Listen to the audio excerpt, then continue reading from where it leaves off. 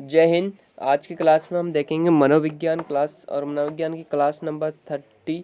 साथियों, इस क्लास में विभिन्न विद्वानों के जो बेहतरीन जो कि पसंदीदा क्वेश्चन हैं, उन विभिन्न विद्वानों की विभिन्न क्लासों से मैंने इस सेशन में उन क्वेश्चनों को जो कि वेरी इंपॉर्टेंट है आपकी एग्ज़ाम की दृष्टि से, जो है उन क्वेश्चनों को मैंने इस सेशन में शामिल किया है। तो आपको क्लास को लास्ट तक देखना है और जो भी फैक्ट आपको नया लगे उसको अपनी नोटबुक में नोट करते चलना है साथियों, ताकि अपना जो कॉन्सेप्ट है वो क्लियर हो सके।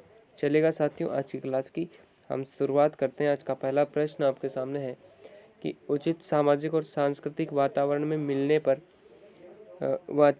पर बालक के मानसिक विकास की गति जो है वो धीमी हो जाती है।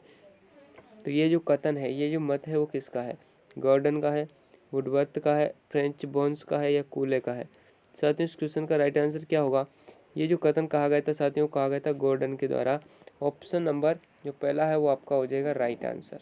नेक्स्ट, कि धर्म जिससे बालक व्यक्तिगत रूप से संबंधित होता है वह हिस्सा है भौतिक पर्यावरण का, सामाजिक पर्यावरण का, वंशानुगत का या फिर इनमें से कोई नहीं।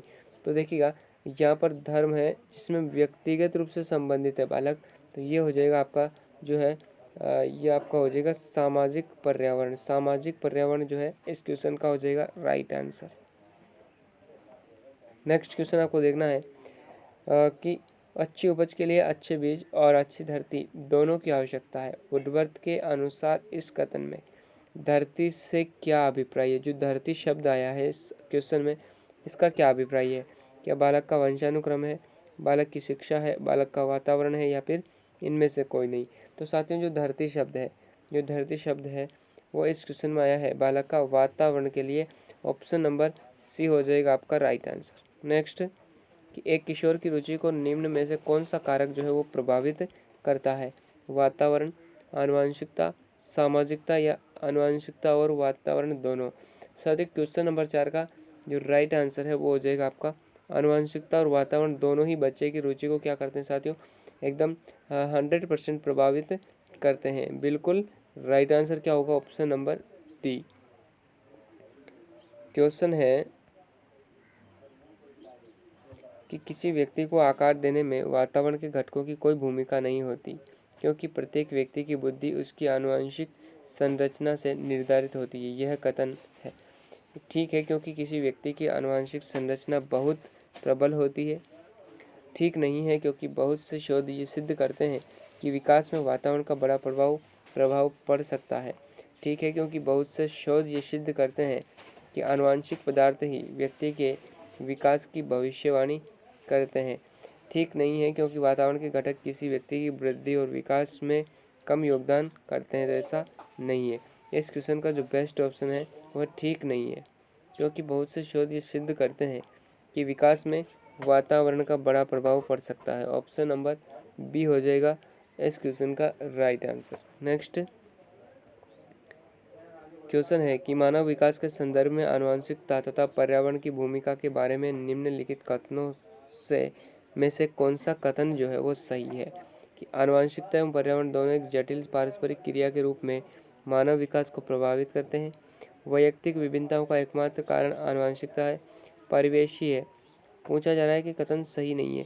परिवेशीय प्रभाव पूर्ण रूप से एक व्यक्ति के विकास को निर्धारित करता है, बिल्कुल, और मानव विकास को नहीं। तो आनुवंशिकता और ना ही पर्यावरण प्रभावित करता है।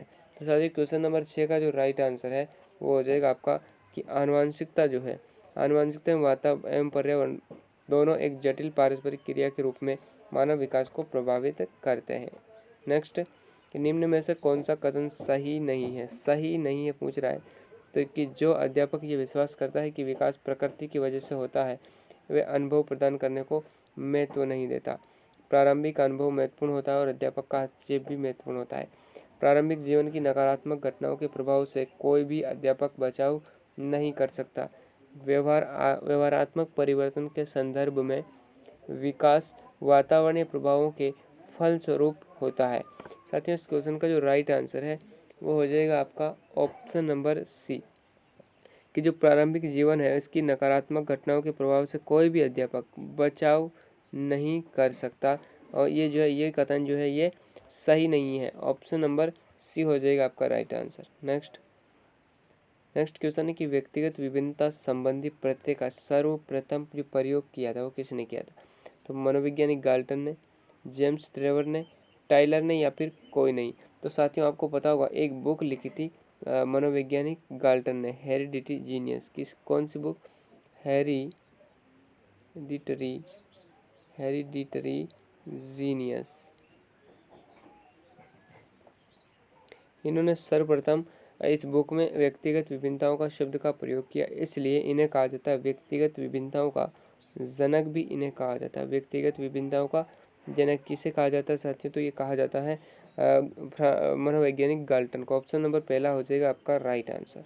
नेक्स्ट कि व्यक्तिगत भेद में हम पाते हैं विचलनशीलता, प्रतिमानता, ए व बी या कोई नहीं। तो साथियों इस क्वेश्चन का राइट आंसर है ए व बी दोनों। ऑप्शन नंबर सी जो है आपका हो जाएगा राइट आंसर। नेक्स्ट कि विद्यार्थी वैयक्तिक विभिन्नता प्रदर्शित करते हैं, अतः अध्यापक को कक्ष में परीक्षाओं की संख्या बढ़ा देनी चाहिए या सीखने के विविध अनुभवों को उपलब्ध कराना चाहिए, अधिगम की एक समान गति पर बल देना चाहिए या प्रश्न पत्र में सभी प्रकार के प्रश्न सम्मिलित करना चाहिए।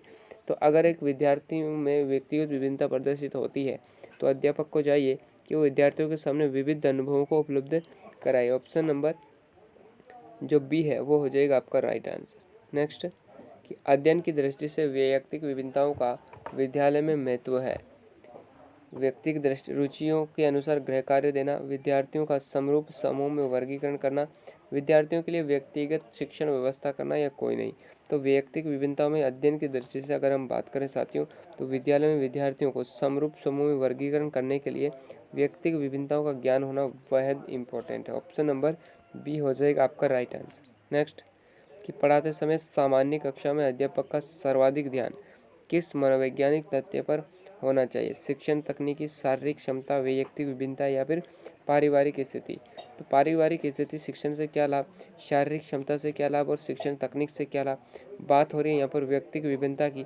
अगर अध्यापक को वैयक्तिक विभिन्नता का ध्यान होगा तो वो उनके हिसाब से उनके अनुसार ही क्या करेगा, शिक्षण करवाएगा। ऑप्शन नंबर सी हो जाएगा आपका राइट आंसर। नेक्स्ट डाल्टन प्रणाली की प्रमुख विशेषता है कार्य का ठेका, प्रत्येक विषय हेतु प्रयोगशाला, अध्यापक का कार्यपद प्रदर्शक के रूप में या उपरोक्त सभी।